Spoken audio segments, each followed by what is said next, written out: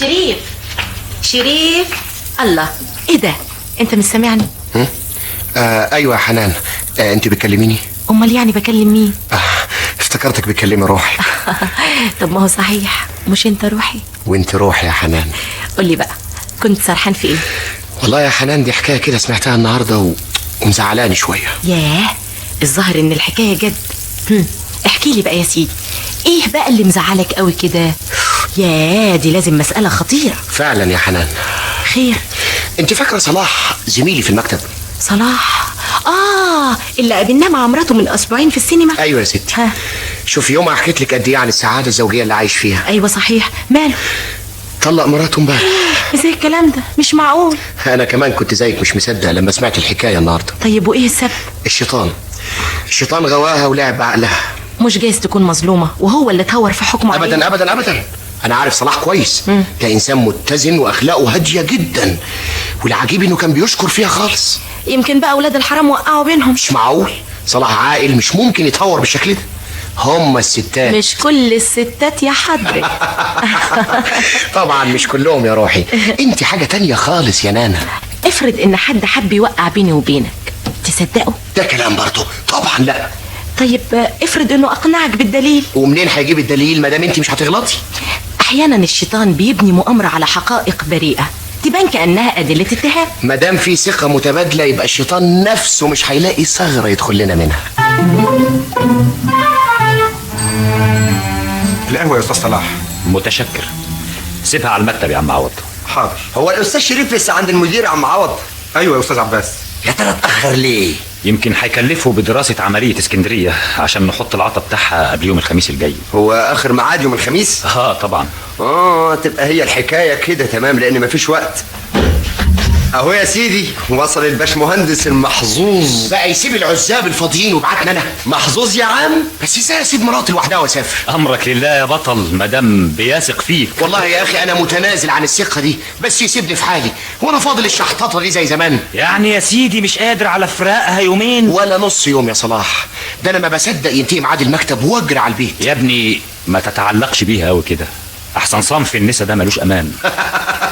لا لا لا يا صلاح، مش كلهم. هو اكمنك انت يعني ما وفقتش في حياتك الزوجيه تقوم تحكم على الستات كلهم بانهم مش كويسين؟ انا ما قصدتش اطعن في مراتك لا سمح الله يا شريف، دي مجرد نصيحه عبره لاني انكويت منهم. الله يا راجل بلاش الكلام ده، انت عايز الشك يلعب في دماغ شريف ولا ايه؟ انا اشك في مراتي؟ ده مستحيل. ده انا لو شفتها بعينيا ماشيه مع راجل غريب اشك في نفسي واقول دي عينيا مزغلله. وبدال يا اخويا ما تشتري مسدس تقتلها بيه تروح تعمل نضاره جديد. هو كده تمام. اصلكم ما تعرفوش الست بتاعتي دي حاجه تانية خالص، ثم انا بثق فيها ثقه عمياء. يعني يا شريف مش بتغير عليها؟ نعم. ايه؟ اغير؟ طبعا بغير. هو في حد ما بيغيرش على مراته ولا ايه؟ ازاي بقى يا سيدي تتفق الثقه والغيره مع بعض؟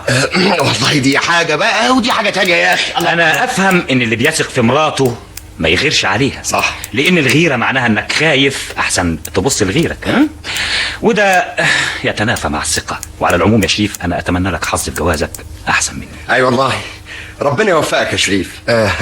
متشكر يا جماعه. استني يا بهية، ما تفتحيش الباب يا بهية. لا استني، ده باين الاستاذ. هي دي دقيقة. وايه اللي جابه دلوقتي؟ اوعي تفتحي الباب الا لما اخش الاوضه. اهي. حاضر يا كده. ايه ده يا بنت؟ مش عاوز تفتحي الباب ليه؟ ده الست هي اللي قالت لي اتأخري شوية. اتاخري؟ وليه بقى؟ مش عارفة. فهمت، لازم في مفاجاه. ولا مفاجاه ولا حاجه. انت ايه اللي رجعك بدري يا شريف؟ انا شامم ريحه المفاجاه جايه من اوضه السفره. عجيب، ترابيزه فاضيه. ده انا افتكرت انك هتفاجئيني باكله دسمه. اكلة ايه يا اخي؟ ما قلت لك مفيش مفاجاه ولا حاجه. بس عرفتها. لازم في ضيف مهم. ضيف؟ اظهر وبان عليك الامان يا اللي هنا. اظهر. ايه ده مفيش حد في اوضه الصالون؟ ضيف ايه يا اخينا بس؟ هو لو كان في ضيف كانت السفره تبقى فاضيه بالشكل ده. عجيبه. امال ليه ما فتحتيش الباب بسرعه؟ الباب وبسرعه. كانت ايدي مش فاضيه. لكن ده انت منعت البنت من فتح الباب. لا، حبيت افتح لك بنفسي يا روحي. فيها حاجه دي؟ لا ابدا، بس مش عادتك يعني. طب يلا يا شريف، روح بقى اقلع هدومك على ما احضر لك الغدا. يلا.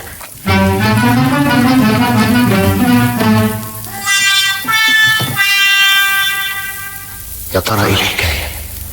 هي عملت كده ليه؟ الله، وليه ما فتحتش الباب بسرعه؟ ايه السر يا ترى؟ اللهم اغسل كشطان. طب ليه كانت مرتبكه؟ ها؟ لا، يمكن بيتهيألي.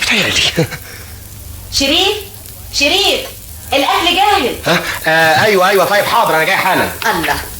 الله، يعني ما قلعتش هدومك؟ اصل ماشي دلوقتي على طول. ليه رايح فين؟ مسافر اسكندريه في شغل. هتغيب هناك؟ يومين بالكتير. ايه ده؟ علبه سردين؟ طب ناولين السكينه اللي جنبك عشان اقشر برتقانه. مش تتغدى قبل البرتقانه؟ يعني ما كنتش قادره تطبخي لنا حاجه عدله بدل القرف ده؟ وفيها ايه بس يا شريف؟ كنت مشغوله النهارده، هو لازم كل يوم طبيخ؟ صحيح. كنت مشغوله في ايه بقى لما كنت انا واقف برن على الباب؟ يوه، انت لسه زعلان من حكايه الباب؟ خلاص يا سيدي، حقك عليا، انا اسف. لكن برضه ما ردتيش على سؤالي، كنت مشغوله بايه ساعتها؟ قصدك ايه يا شريف؟ مجرد سؤال. افتكر المساله تافهه وما تستحقش التحقيق ده كله، ثم انا اعتذرت لك وخلاص. لسه زعلان؟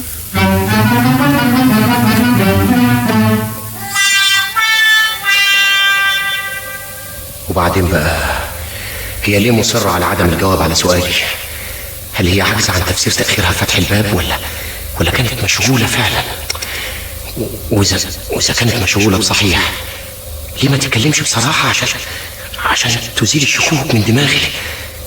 لكن هتكون مخبية ايه يعني؟ انا دورت في كل البيت ما لقيتش حاجة. عن تفسير تأخيرها فتح الباب ولا كانت مشغولة فعلا؟ وإذا كانت مشغولة بصحيح، ليه ما تتكلمش بصراحة عشان تزيل الشكوك من دماغي؟ لكن هتكون مخبية ايه يعني؟ انا دورت في كل البيت ما لقيتش حاجة. اللهم اغسلك يا شيطان. مالك يا شريف؟ سرحان في ايه؟ لا ابدا، مفيش حاجة. الله، انت النهارده مش طبيعي ابدا. ما تاخذنيش يا حنان، مش عارف النهارده عصبي شويه ليه.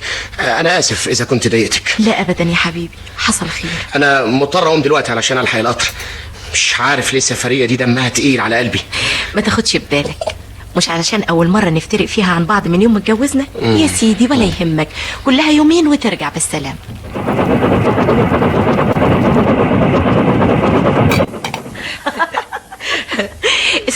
اسكتي، مش شريف امبارح كان هيفقس الحكايه؟ او النبي، لكن على مين؟ ده انا كلفته بسرعه وحياتك. مش معقول. ما تخافيش عليا، ده انا عاجبك قوي في التمثيل. وهو عمل ايه؟ هو كان زي الفوله في النار، وانا مستعبطه ولا كاني عامله حاجه ابدا. لا يا شيخ والله. وما لاحظت حاجه كده ولا كده؟ لا، ما انا لحقت وخبيت كل حاجه في الدولاب. ما قدرش يحقق في اي حاجه لانه خرج بسرعه. كان يا ستي مسافر اسكندريه، بيقول هيقعد يومين 2 بس. طب اوعي بقى يطب على غفل. لا ما تخافيش، انا عارفه دقته على الجرس كويس قوي، انا واخده بالي قوي.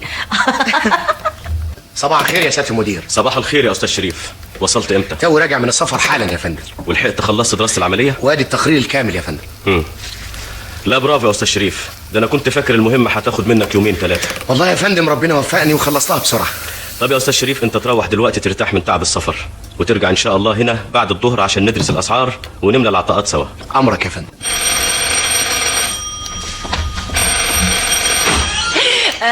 هو حضرتك؟ مالك يا بت؟ بتحلقي فيها كده ليه؟ لا ابدا يا سيدي، بس إيه؟ بس ايه؟ اصل يعني حضرتك جيت بدري قوي النهارده. طب وفيها ايه يعني؟ امال فين الست؟ فده إيه؟ هنا. مش هنا ولا ايه؟ لا يا سيدي هنا، وهي حتى كمان بالامر قاعده في اوضتها. طب اوعي مسكيزي كده.